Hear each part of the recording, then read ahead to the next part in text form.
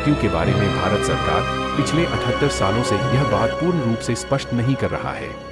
अगर इनकी मृत्यु प्लेन क्रैश में ही हुई थी, तो नेताजी के हॉस्पिटल के या अंतिम संस्कार के कोई फोटोज क्यों नहीं है? और जो नेताजी के अस्थियां है, उनकी डीएनए टेस्ट क्यों नहीं किया जा रहा है? इनके प्लेन क्रैश के बाद नेताजी के परिवार को महात्मा गांधी जी अंतिम संस्कार करने के लिए क्यों मना करते हैं? अगर नेताजी प्लेन क्रैश में ही मारे गए थे, तो नेताजी के मृत्यु के बारे में जानने के लिए आखिर क्यों भारत सरकार फिर से कई सारे इंक्वायरी बिठाती है, जैसे Shah Nawaz commission, justice Khosla commission और मुखर्जी कमीशन? नेताजी ने भारत की स्वतंत्रता के बिना कुछ नहीं सोचा और अपना पूरा जीवन भारत के स्वतंत्रता के लिए बलिदान दिया। ऐसे व्यक्ति को अगर जवाहरलाल नेहरू के कहने से सोवियत यूनियन के नेता जोसेफ स्टैलिन ने मार दिया था, तो यह सरकार इसके ऊपर तहकीकात क्यों नहीं करती? 1966 में जब लाल बहादुर शास्त्री जी उज़्बेकिस्तान के ताशकेंत में हिंदुस्तान और पाकिस्तान के जंग का शांति प्रस्तावन साइन करने गए थे, तो तब सुभाष जी को देखा गया था। क्या वो सच में सुभाष जी थे? और अगर नेताजी गुमनामी बाबा बनकर भगवन जी उत्तर प्रदेश में 1985 तक रह रहे थे, तो वो बाहर क्यों नहीं आए? और भारत सरकार यह जानती थी, तो हमारी सरकार इतने सालों तक क्यों चुप रही? सबसे बड़ा सवाल, अभी भी भारत सरकार नेताजी के कई सारे कॉन्फिडेंशियल फाइल्स भारतीयों से क्यों छुपा रहा है? क्या भारतीयों को अपने नेताजी के बारे में जानने का अधिकार नहीं है? इन सब पहलुओं को समझने के लिए आपको सुभाष चंद्र बोस जी के बारे में पता रहना आवश्यक है। चाहे वो उनका जन्म, उनकी शिक्षा, उनकी राजनीतिक मतभेद या उनके अंग्रेजों के खिलाफ लड़ाई, यह सब पहलुओं को सही तरह से समझने के बाद ही हम नेताजी को जान सकते हैं। इस वीडियो पर अंत तक बने रहे ताकि आप सुभाष जी को पूर्ण रूप से समझ सके, और मेरे YouTube चैनल को भी सब्सक्राइब कर लीजिए ताकि ऐसे ही और जानकारी आपको मिलती रहे और मुझे इस तरह के वीडियो बनाने की भी प्रेरणा मिलती रहे। सुभाष जी का जन्म और उनकी शिक्षा।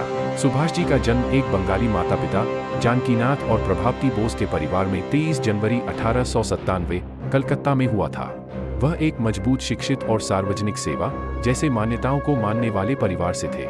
सुभाष जी ने अपनी प्राथमिक शिक्षा 1902 से 1908 तक Baptist missions Protestant European school में पूरी की, जहां सिर्फ अंग्रेजी भाषा सिखाई जाती थी और भारतीय भाषा जैसे बांग्ला, हिंदी या संस्कृत बिल्कुल नहीं सिखाते थे। 1912 में रेवनशॉ कॉलेजिएट स्कूल से अपनी मैट्रिकुलेशन पूरा किया।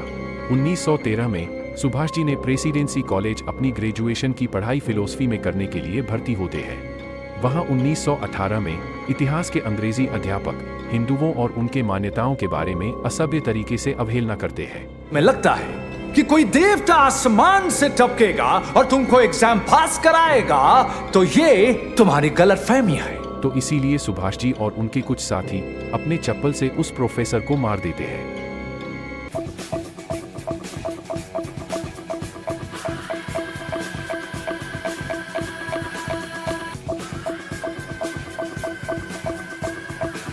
इस वजह से सुभाष जी को 20 जुलाई 1917 तक निष्कासित कर दिया था।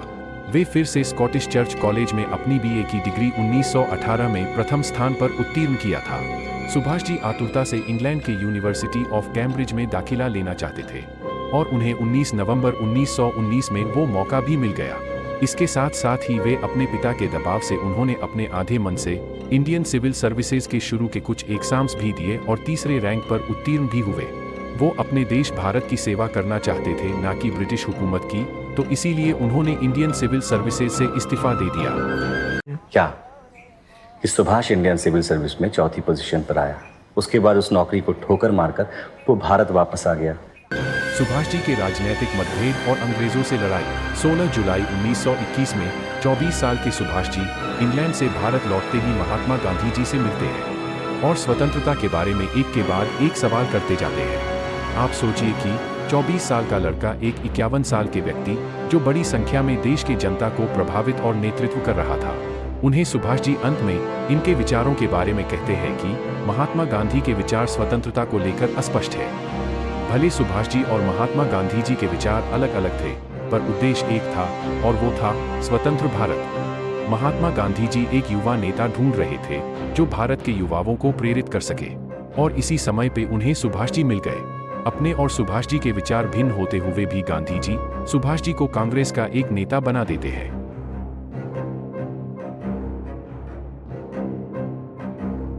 1922 में चित्तरंजन दास जी, जो एक आंदोलनकारी थे, उनकी उपदेश अनुसार सुभाष जी ने एक स्वराज नामांकित समाचार पत्र जारी किया। 1923 में सुभाष जी भारतीय युवा कांग्रेस के नेता और बंगाल स्टेट कांग्रेस के सचिव के रूप में चुने गए। 1924 में सुभाष जी कोलकाता म्युनिसिपल कॉरपोरेशन के CEO भी बना दिया गया। 1925 में सुभाष जी और उनके कुछ साथियों को ब्रिटिश सरकार के खिलाफ मोर्चा निकालने के लिए उन्हें म्यांडलय बर्मा देश के जेल में डाला गया, जहां सुभाष जी को ट्यूबरक्यूलोसिस की बीमारी हुई।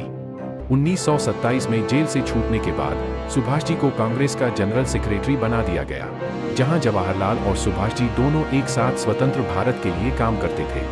1928 के अंत दिसंबर में सुभाष जी ने एक भारतीय सेना भी बना ली, जिसमें लगभग 2000 लोग थे। इसके बाद ब्रिटिश सरकार उन्हें जेल में डाल दिया था। 1930 में सुभाष जी को कोलकाता के 5वें मेयर की तौर पर चुना गया। 1935 में सुभाष जी अपने 1920 से 1934 तक की भारत को स्वतंत्र बनाने की संघर्ष की कहानी द इंडियन स्ट्रगल में लिखते हैं।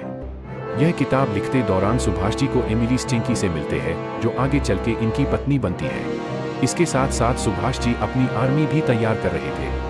1938 के आते आते इन्होंने 40,000 से ज्यादा लोगों को अपने आर्मी में जुटा लिया था। सुभाष जी या जवाहरलाल नेहरू में किसी एक को नेशनल कांग्रेस पार्टी का प्रेसिडेंट बनाने के लिए नामांकित किया गया, पर गांधी जी और सुभाष जी के विचारों में मतभेद की वजह से जवाहरलाल नेहरू को प्रेसिडेंट बना दिया गया। और जान देनी ही है तो अंग्रेजों के लिए क्यों, अपने देश के लिए क्यों नहीं? तुम्हारी सोच कांग्रेस विचारधारा के विरुद्ध है सुभाष। और इसके बाद भी जब सुभाष जी पार्टी में एकता बनाए रखना चाहते थे, गांधी जी ने सुभाष जी को एक अलग पार्टी बनाने की सलाह दे दी। तो इसीलिए 1939 में सुभाष जी ने एक अलग पार्टी बना दिया और उसका नाम था ऑल इंडिया फॉरवर्ड ब्लॉक। हमने जो आजादी की लड़ाई छेड़ रखी है उसे तब तक जारी रखना है जब तक मुकम्मल आजादी हासिल ना हो। 1941 में सुभाष जी ने ब्रिटिश सरकार के निगरानी में थे और उनको चकमा देकर वे अपने कुछ साथियों की मदद से अपनी आर्मी को और बड़ा करने के लिए अडोल्फ हिटलर से मिलने जर्मनी पहुंच गए। पर हिटलर ने सुभाष जी को जापानियों से मदद लेने की सलाह दी, क्योंकि जापान भारत से ज्यादा नजदीक है तो बेहतर तरीके से सुभाष जी की मदद कर पाएगा। और हिटलर ने एक सबमरीन से सुभाष जी को जापान जाने में भी मदद की थी। 1942 से 1944 तक अडोल्फ हिटलर की सलाह से सुभाष जी ने जापान की मदद ली और आज़ाद हिंद फौज डी की, जिसमें 40,000 से 50,000 सेना थी। 1945 में आज़ाद हिंद फौज और जापानीज की सेना मिलकर नागालैंड और मणिपुर के कुछ भागों पर अपना कब्जा कर लेते हैं, पर उन्हें आखिर में हार का मुंह देखना पड़ता है। जब जापानियों पर allied powers America, Soviet union और ब्रिटेन ने न्यूक्लियर बॉम्ब डाल दिया था तो एक्सिस पावर्स जर्मनी, इटली और जापान ने हार मानकर वर्ल्ड वॉर 2 खत्म कर दिया था। जापानियों ने सुभाष जी की मदद करने से भी इनकार कर दिया।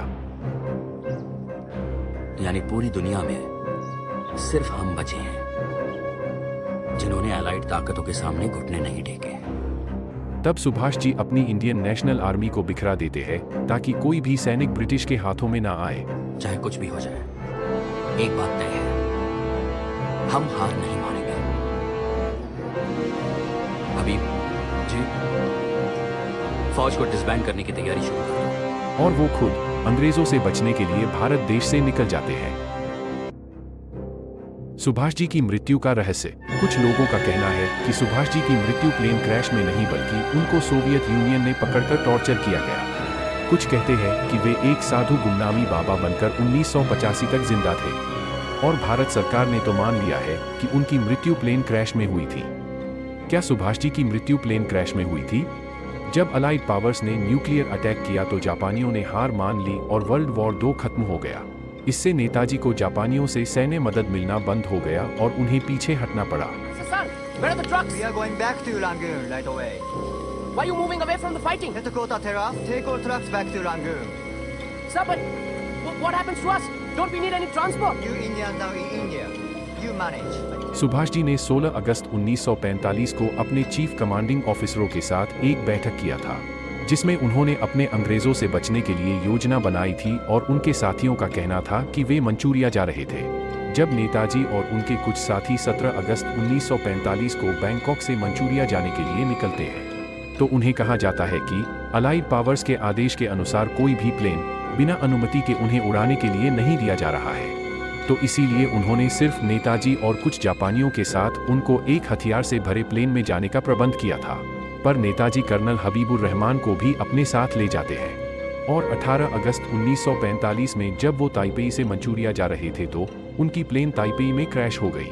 यह कहा जाता है कि सुभाष जी इस प्लेन के पेट्रोल टैंक के पास ही बैठने की वजह से प्लेन क्रैश में इनका शरीर काफी जल गया था। और जब हबीबुर रहमान और सुभाष जी को हॉस्पिटल ले जाया गया तो डॉक्टर का कहना था कि सुभाष जी का शरीर 3rd डिग्री तक जलने की वजह से वे नहीं बच पाएंगे।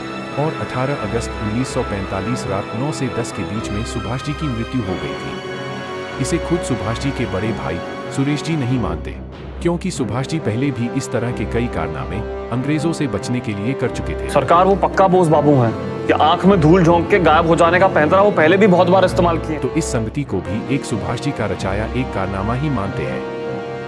The Shah Nawaz commission. सुभाष जी ने कई बार ऐसे अतरंगी काम किए थे, जैसे 1940 में हाउस अरेस्ट से अंग्रेजों को चकमा देकर जर्मनी पहुंच जाना और बिना अंग्रेजों को पता चले 2000 लोगों की फौज खड़ी कर देना इत्यादि।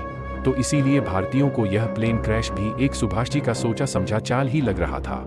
इस वजह से 1956 में नेताजी की मृत्यु के रहस्य को उजागर करने के लिए भारत सरकार को द शाह नवाज कमीशन बिठानी पड़ी। इस कमेटी में आज़ाद हिंद फौज के जनरल शाह नवाज खान, सुभाष जी के बड़े भाई सुरेश चंद्र बोस और इंडियन सिविल सर्विस के SN मैत्र थे।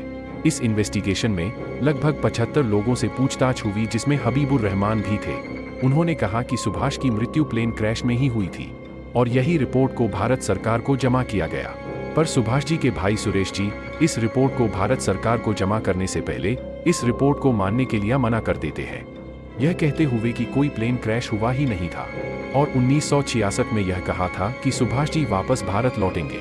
इससे फिर से भारतीयों में नेताजी के जिंदा होने की उम्मीद बनी रही। सुभाष जी को सोवियत यूनियन के जोसेफ स्टालिन ने मरवा दिया। इस थ्योरी के हिसाब से सुभाष जी किसी तरह से 1960 में सोवियत यूनियन में शरण लेने के लिए पहुंच गए थे, पर उन्हें जवाहरलाल के कहने पर उस समय के सोवियत यूनियन के नेता जोसेफ स्टालिन ने जेल में मरवा दिया। इस थ्योरी को जस्टिफाई करने के लिए यह कहा जाता है कि अगर सुभाष जी वापस भारत आ जाते तो जवाहरलाल की प्रधानमंत्री की पद उनसे छीन लिया जाएगा, और इसीलिए जवाहरलाल जनता को बता रहे थे कि सुभाष जी मृत्यु प्लेन क्रैश में हुई थी। The Khosla commission. समर गुहा जब 1967 के लोकसभा इलेक्शन जीतते हैं तो वे अपनी भाषण में कहते हैं कि वो सुभाष जी के मृत्यु का रहस्य उजागर करेंगे, और उन्होंने 350 से ज्यादा एमपीज़ के अनुमति से एक रिपोर्ट तैयार किया। इस रिपोर्ट को उस समय के प्रेसिडेंट और प्रधानमंत्री इंदिरा गांधी को दिया। इस वजह से मजबूरन सरकार को नेताजी के मृत्यु के रहस्य को रेइन्वेस्टिगेशन करने के लिए माननी पड़ी। 1970 में इंदिरा जी ने जस्टिस GD खोसला और समर गुहा को री इन्वेस्टिगेशन करने के लिए अनुमति दे दिया। समर गुहा और GD खोसला जी ने वो हर एक इन्वेस्टिगेशन या लीड को फॉलो किया जिससे नेताजी के मृत्यु का रहस्य उजागर हो सकता था। यह दोनों ने जापान, सिंगापुर, सैगोन और इंडोनेशिया में भी जाके इन्वेस्टिगेशन किया, और यह तक कि वे उस हॉस्पिटल भी गए जहां नेताजी की मृत्यु हुई थी, और इस रहस्य से जुड़े 200 से ज्यादा लोगों से उन्होंने पूछताछ किया। पर 25 जून 1975 को इंदिरा जी ने भारत में इमरजेंसी घोषित करके भाइयों और बहनों, राष्ट्रपति जी ने आपातकाल की घोषणा की है।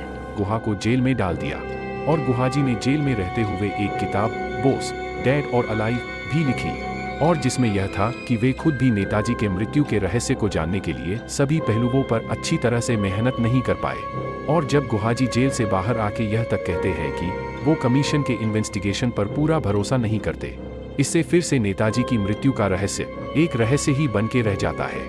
गुमनामी बाबा। गुमनामी बाबा की अफवाह पहली बार 28 अक्टूबर 1985 में इनके मृत्यु के बाद शुरू हुई, जब उत्तर प्रदेश के एक हिंदी दैनिक नए लोग ने एक चौंकाने वाली कहानी प्रकाशित की, जिसमें दावा किया गया कि साधु कोई और नहीं बल्कि नेताजी थे।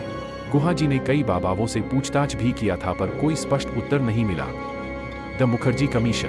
नेताजी के मृत्यु के रहस्य को समझने के लिए भाजपा सरकार 8 नवंबर 2005 को फिर से एक इंक्वायरी बिठाती है, और वो था मुखर्जी कमीशन, जिसमें जस्टिस मनोज कुमार मुखर्जी थे। मुखर्जी ने तो कहा कि 18 अगस्त 1945 में कोई प्लेन क्रैश हुआ ही नहीं था, और जो अस्थियां जापान के मंदिर में है वो नेताजी के नहीं है। इनके यह कहने के 3 कारण थे। एक, अगर एक प्लेन हवा में उड़ते हुए नीचे की ओर मुंह करके गिरता है तो सिर्फ पायलट और नेताजी मरते हैं, पर दूसरे लोग बच जाते हैं। दूसरा, यह प्लेन क्रैश का समाचार ताइवान के मुख्य समाचार पत्रिका सेंट्रल डेली न्यूज में प्रस्तुत नहीं किया गया। और तीसरा, नेताजी के मृत्यु के बारे में वियतनाम में पंजीकरण ही नहीं किया गया। 17 मई 2006 में जब मुखर्जी इस रिपोर्ट को भारत सरकार को प्रस्तुत करते हैं तो इस रिपोर्ट को नकार दिया जाता है, यह कहते हुए कि प्लेन सिर्फ 20 से 30 मीटर की ऊंचाई पर उड़ रहा था तो संभवतः कुछ लोगों के बचने के आसार बन सकते थे।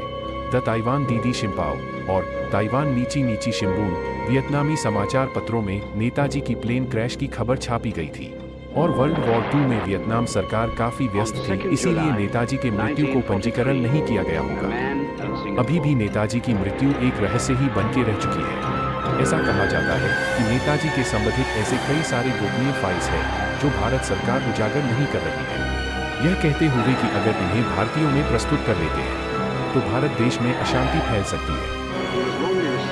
अंग्रेज जिस सेना के बल पर राज करते थे, नेताजी ने उसी सेना को अंग्रेजों के खिलाफ खड़ा कर दिया, साम्राज्यवाद की जड़ पर कुठाराघात कर दिया।